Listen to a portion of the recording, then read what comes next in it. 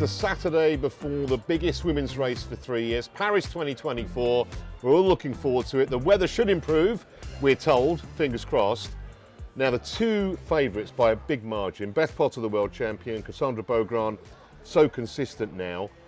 But I don't think it's necessarily between those two. We'll talk about Taylor Knibb's possible influence in a minute. But if you were Beth Potter, Helen, would you be a bit concerned at the form that Beaugrand's shown us this season?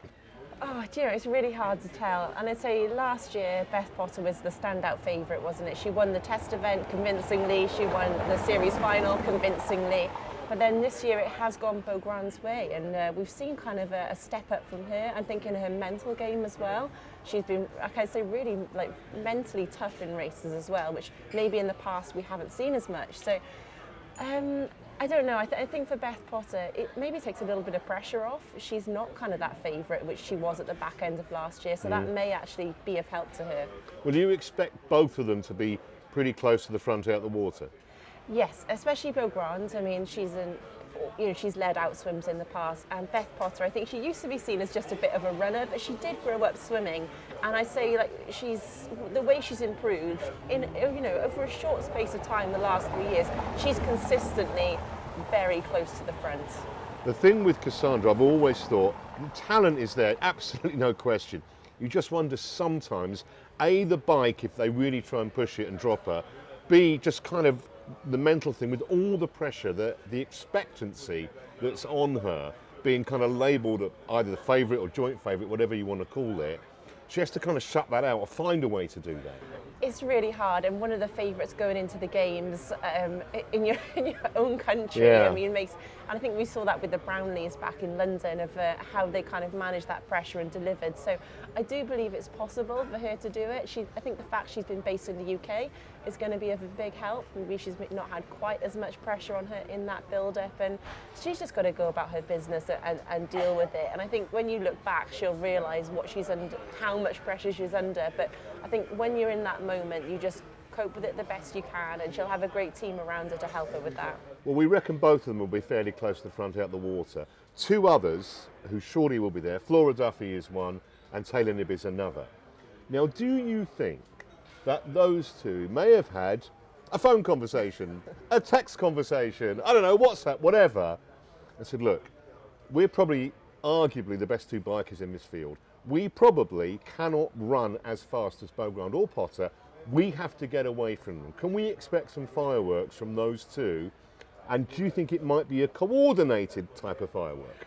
Oh, it's just so hard to know. I mean, they both live in Boulder in Colorado, so maybe they've done some training together, who knows? But I mean, I don't know what the tactics are coming in. I mean, I say Flora's strength is her technical ability on the course, and that she's one of the absolute best, and then Taylor's ability is that absolute power she brings. I mean, she's competing in the individual time trial as well, so we know how good she is on the bike. So I mean, I don't know. I'm not sure if it'll be coordinated, but if those two do come together, it's going to be really interesting to see what happens. I think so much of the race is actually pivots on where Taylor Knibb comes out of the swim. Yeah. If Taylor Knibb has a good swim and is right up there, and she didn't have the best swim in Paris in the test event last year, but I do think some of that was positioning on the pontoon, and she will have learned a lot from that.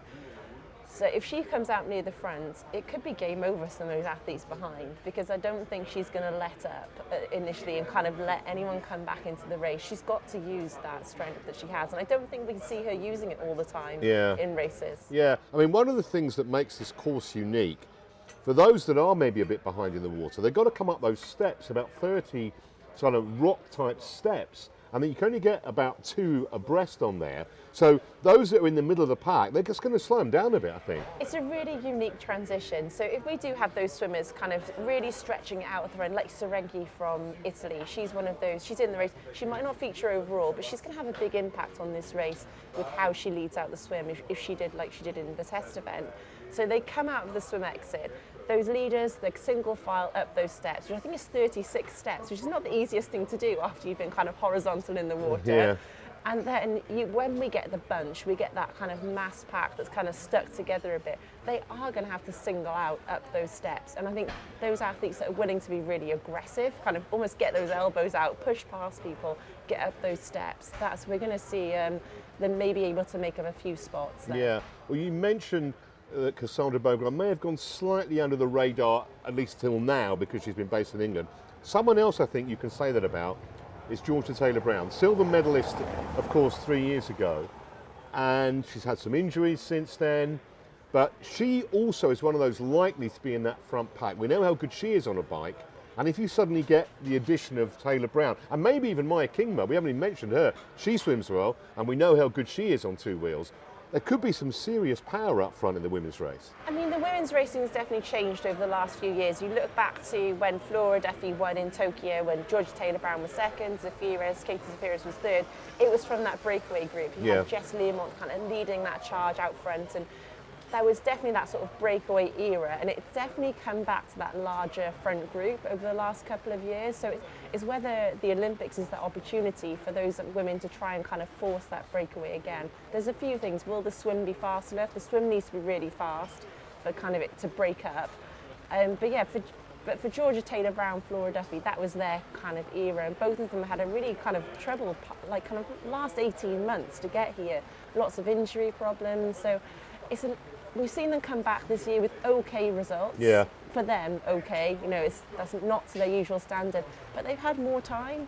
I saw Georgia Taylor-Brown say recently she's done absolutely everything she can in this last kind of 6 months to get herself in the best shape possible. So we can't count them out. Although we haven't seen them near the top, like Beaugrand and Potter, our favourites, they're definitely maybe coming in a little bit more under the radar, which is strange as the previous two medalists, but I'm so excited to see what they can do. They can really shake this race up. Well, we've mentioned Cassandra Brownley. We shouldn't ignore the other two French women because they're pretty good.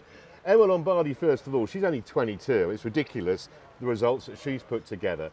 She's going to have the benefit of home support. She doesn't have too many bad races either. Very, very consistent. And you've got to give her a podium chance too, I think. Yeah, you have. I mean, the only thing with Lombardi, if it comes down, is there's a larger group coming to the run at the end. I'm not sure she's got that sprint finish. But Leonie Perriot as well, her win in Yokohama, it feels like quite a long time ago now, was absolutely amazing. She was a little bit off on the swim. She rode incredibly well that first lap to get herself back in that front pack. And then what a brilliant run. I mean, she just ran away from the field. She made it look so easy. So, yeah, and I think it's easy to underestimate how much support they'll have. And I think that I was very privileged to be in London at a home Olympics, and I still get goosebumps thinking about that race. The level of noise and support was absolutely incredible. Nothing I'll ever experience again. And these, you know, for the other athletes as well, I mean, that noise, it's not something we get at triathlon all the time, but to know that like 90% of that crowd are cheering you on and that support, it is unbelievable. And those French athletes going into it, they're not going to realise it till they're out there what it's actually going to be like. Well, talking about benefiting from home support, the number of people that have said to me in the last couple of weeks, I think Lisa Tersch has got a great chance of winning a medal, because she had that wonderful home support in Hamburg a few weeks back. And actually, I think she's racing about as well as she ever has in her career. And she's not even regarded as a German number one. I think most people would say Laura Lindemann is a German number one. So those two have definitely got a shot. I mean, she's had 2 podiums, hasn't she, the last 2 World Series. So you can't count her out at all. And she had, again, one of the fastest runs in Yokohama. Her swim has massively improved. She's still maybe slightly more vulnerable than maybe some of our other favourites we've talked about on the swim, but and then Laura Lindemann as well. I mean, she hasn't shown us great form, but when does she ever show us great form at the start of the year? And when does she hit her best form? Now. Yes, and that's when it counts. Now. Anyone else that you think we may need to mention? I mean, there's so many. It's hard to kind of pin down anyone, isn't it? I know. You said about Maya Kingma earlier. She's someone that can really influence a race. Rachel Klammer as well, 4th at the last Olympics. Yeah. Whether she's going to have that run after kind of a little bit of injuries over the last few years. Spivey.